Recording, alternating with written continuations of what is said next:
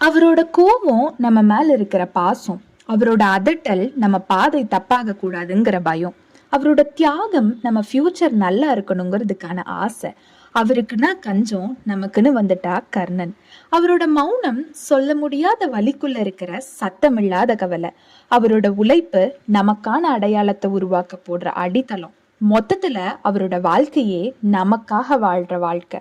நாம நிமிர்ந்து இன்னைக்கு வானத்துல பறக்கிறோம்னா அந்த பறவையோட ஒவ்வொரு சிறகையும் உருவாக்கிட்டு பறக்கிறதுக்கான நுணுக்கத்தையும் சொல்லி கொடுத்துட்டு சந்தோஷமா கீழே நின்று பாக்குற அந்த உயிர்.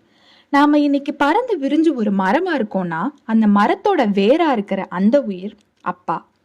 என்னதான் நான் பெருசாகி இதாகிட்டேன் அதாகிட்டேன், நான் இவ்வளோ பெரிய ஆள்னு நம்ம இன்னைக்கு பேசினாலும் இந்த பெரிய ஆளவே உருவாக்குன அவரு மகா பெரிய ஆள் தானே.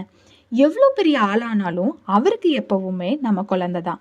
அதனால தானோ என்னவோ அவங்கள பத்தி என்ன வயசானாலும் அவங்க யோசிக்காம எப்பவுமே நம்மளை பத்தியே யோசிச்சு நமக்காகவே வாழ்றாங்க.